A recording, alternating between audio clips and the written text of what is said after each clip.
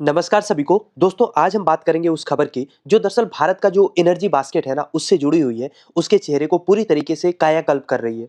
जैसा कि आपको पता है, हमारे संसद का शीतकालीन सत्र दिसंबर में खत्म हो गया है। भारत सरकार ने इस सत्र में एक ऐसा कानून पास किया है जिसको आप अपने आप में हिस्टोरिकल भी कह सकते हैं, लेकिन उतना ही वो कंट्रोवर्शियल भी है। हम यहाँ पे बात करने जा रहे हैं शांति एक्ट की। और आप इसके नाम पे मत जाइएगा, इसके नाम में भले शांति है, लेकिन इस एक्ट ने पूरे पार्लियामेंट में, पार्लियामेंट के बाहर भी बहुत सारी अशांति, बहुत सारे विवाद खड़े किए हुए हैं। और दरअसल यहाँ पे शांति का मतलब पीस नहीं है, बल्कि ये एक्रोनिम है जो स्टैंड करता है for sustainable harnessing and advancement of nuclear energy for transforming India.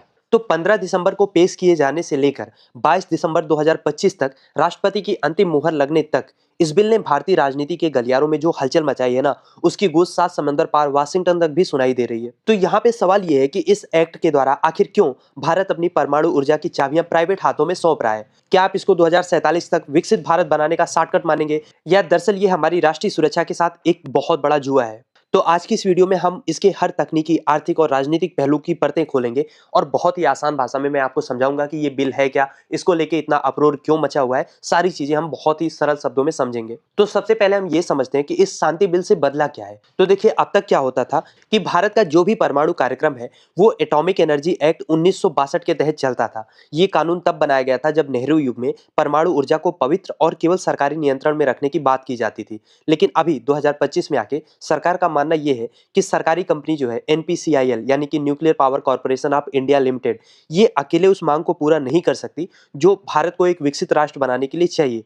और यहीं पे आता है शांति एक्ट। शांति एक्ट ना केवल 1962 के कानून को बदल रहा है, बल्कि civil liability for nuclear damage act 2010 को भी इतिहास के पन्नों में समेट रहा है। अब इस बिल को लाने के पीछे सरकार का तर्क ये है कि अगर भारत को वर्तमान के समय का जो 8.78 गीगावाट की जो हम न्यूक्लियर एनर्जी जनरेट करते हैं, उसको बढ़ा के अगर 2047 तक 100 गीगावाट तक पहुंचाना है, तो न्यूक्लियर के क्षेत्र में न केवल हमें भारी निवेश चाहिए, बल्कि सारी मॉडर्न टेक्निक भी चाहिए जो बिना प्राइवेट सेक्टर के संभव नहीं है। तो इसका सीधा अर्थ ये है कि इस एक्ट के थ्रू सरकार दरअसल एटॉमिक क्षेत्र में भी अब प्राइवेट प्लेयर्स को घुसा रही है, जो काम केवल पहले सरकारी कंपनियां कर रही थी। और यहाँ पे इस बिल का जो सबसे बड़ा सेलिंग पॉइंट है वो है एसएमआर, यानी कि स्मॉल मॉड्यूलर रिएक्टर।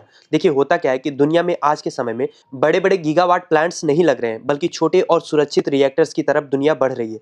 शांति एक्ट प्राइवेट प्लेयर को इन छोटे रिएक्टर्स को बनाने के लिए और उसको ऑपरेट करने के लिए अनुमति देता है। लेकिन यहाँ पे एक बड़ी प्रॉब्लम होने वाली है फंडिंग की, क्योंकि एक तो न्यूक्लियर प्लांट का सेटअप करने की जो लागत होती है वो थर्मल या सोलर प्लांट की तुलना में कई गुना अधिक होती है। ऐसे में प्राइवेट कंपनियों के लिए सबसे बड़ा चैलेंज होगा स्टार्टिंग में ही हाई कैपिटल लगाना, बहुत ज्यादा पैसा लगाना। दूसरा, एक लॉन्ग जेस्टेशन पीरियड भी होगा, यानी मुनाफा तुरंत आना शुरू नहीं होगा, उसमें एक लंबा पीरियड लगेगा। तो ये कुछ चैलेंज है जिससे पहले प्राइवेट सेक्टर को उभरना होगा। यहाँ पे सवाल ये भी है कि क्या भारतीय बैंक इन प्रोजेक्ट्स के लिए लोन देने की हिम्मत जुटा पाएंगे, या फिर अंत में सरकार को ही सॉवरेन गारंटी देनी पड़ेगी। और इस एक्ट में जो दूसरी बड़ी खामी है जिसको कायदे से एड्रेस नहीं किया गया है वो है जीएसटी डिस्पैरिटी का। देखिए, वर्तमान में सोलर पैनल और विंड टर्बाइन पर जीएसटी की दरें काफी रियायती हैं। इसकी वजह से इससे जो बिजली बनती है वो भी उतनी महंगी नहीं होती। लेकिन न्यूक्लियर कंपोनेंट्स पर टैक्स का ढांचा अभी भी काफी कॉम्प्लेक्स है। तो जब तक सरकार परमाणु उपकरणों, उसके रख रखाव पर जीएसटी की दरों को रियायती नहीं बनाता है, तब तक प्राइवेट सेक्टर जो भी न्यूक्लियर से एनर्जी या बिजली बनाएगा वो पर यूनिट कोयले और सौर ऊर्जा के मुकाबले में बहुत महंगा होगा। बेसिकली प्रॉफिट ड्रिवन नहीं होगा। तो जब तक ये सारी चीजें क्लियर नहीं होती हैं, कोई प्राइवेट निवेशक इसकी ओर कैसे आकर्षित होगा, ये देखने वाली बात होगी। अब अगर हम बात करते हैं विदेशी निवेश की, यानी कि एफडीआई की, तो देखिए, सरकार ने इस एक्ट के माध्यम से एफडीआई कैप में भी ढील देने के संकेत दिए हैं।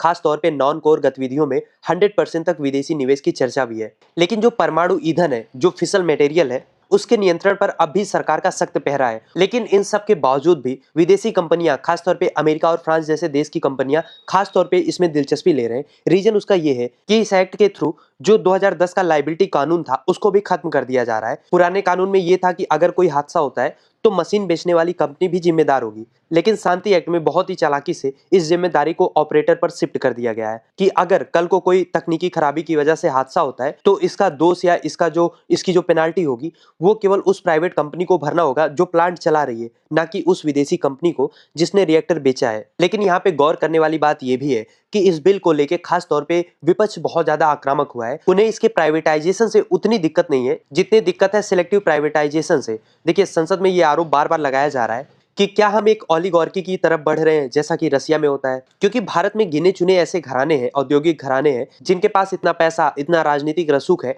कि वो न्यूक्लियर सेक्टर में भी कदम रख सकते हैं। जैसा कि हम देख रहे हैं कि देश का पोर्ट हो, एयरपोर्ट हो, डेटा सेंटर हो, सब कुछ चुनिंदा लोगों के हाथों में सिमट के रह गया है। अब सवाल यहाँ पे ये है कि क्या ऊर्जा सुरक्षा का जो संवेदनशील हिस्सा है वो भी उसी रास्ते पे बढ़ रहा है? टीएमसी और कांग्रेस जैसे दलों का तर्क ये है कि इससे लेवल प्लेइंग फील्ड खत्म हो जाएगा। अगर 100 गीगावाट में से 60% हिस्सा भी आप मान के चलो कि केवल 2-3 कंपनियों के पास चला गया, तो वो भविष्य में बिजली के दाम और सरकार की नीतियों को अपनी उंगलियों पे नचाएंगे। और ये कोई भविष्य की चिंता जैसा सवाल नहीं है। आज के टाइम पे हम देख रहे हैं कि जिस तरीके से इंडिगो सरकार को उंगलियों पे नचा रहा है, वही हालत लगभग अब हर सेक्टर में हो रही है, क्योंकि मोनोपोली इतनी ज्यादा बढ़ चुकी है। दूसरा इस बिल को लेके जो कंट्रोवर्सी है वो ये है कि ये बिल परमाणु ऊर्जा को आरटीआई के दायरे से लगभग बाहर करता है। सरकार का मानना यह है कि सुरक्षा के लिहाज से ये करना जरूरी है, लेकिन सरकार ये नहीं बता रही है कि परमाणु ऊर्जा जितनी क्लीन है उतनी ही लीथल भी हो सकती है।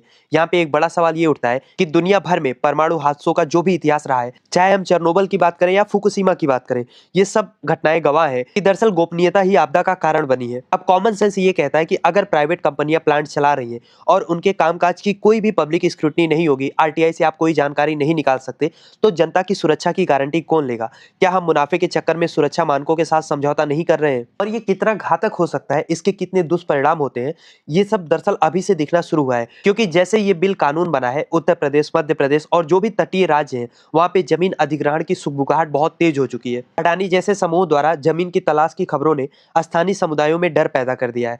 परमाणु प्लांट के लिए जमीन लेना केवल एक इकोनॉमिक मामला नहीं है, ये एक इमोशनल और इन्वायरमेंटल मुद्दा भी है। स्थानीय लोगों का डर ये है कि कहीं उनके क्षेत्र में न्यूक्लियर डंप ना बन जाए। शांति एक्ट में सोशल इंपैक्ट असेसमेंट को लेकर जो नरमी दिखाई गई है ना, वो भविष्य में एक बड़े जन आंदोलन को भी जन्म दे सकती है। दोस्तों, भारत का लक्ष्य है कि 2070 तक हम नेट जीरो उत्सर्जक बने, और उसके लिए कोयले का हटना जरूरी है, इसमें कोई दो राय नहीं है। उसमें भी न्यूक्लियर ही एकमात्र ऐसा स्रोत है जो हमारे बेस लोड पर बिजली प्रदान कर सकता है, यानी जो 24 घंटे अवेलेबल रहे, सोलर की तरह केवल दिन में या विंड टरबाइन की तरह केवल हवा चलने पे काम ना करे। इस तरीके से देखेंगे तो आपको लगेगा कि शांति एक दरअसल एक सही दिशा में कदम है, लेकिन हमें यह भी नहीं भूलना चाहिए कि भारत के पास यूरेनियम का कोई बहुत बड़ा भंडार नहीं है। इसीलिए हम आज के समय में भी थोरियम आधारित जो 3 स्टेज न्यूक्लियर प्रोग्राम है उस पर काम कर रहे हैं। और अब शांति एक्ट के थ्रू प्राइवेट प्लेयर के आने से सवाल यह है कि क्या थोरियम तकनीक पर होने वाली जो सरकारी रिसर्च है वो धीमी पड़ जाएगी, और क्या हम फिर से यूरेनियम आयात के लिए विदेशी ताकतों के मोहताज हो जाएंगे? दोस्तों, बॉटम लाइन ये है कि शांति एक्ट जो 2025 है, ये भारत की विकास यात्रा के लिए एक ऐसा मोड़ है जहां से एक बार हमने चलना शुरू कर दिया तो पीछे मुड़ना नामुमकिन होगा। एक तरफ हमारे पास 100 गीगावाट की जो क्लीन एनर्जी है और वैश्विक निवेशकों का सपना है उसको पूरा करना है, तो वहीं दूसरी तरफ क्रोनी कैपिटलिज्म और परमाणु सुरक्षा की चुनौतियां भी हैं।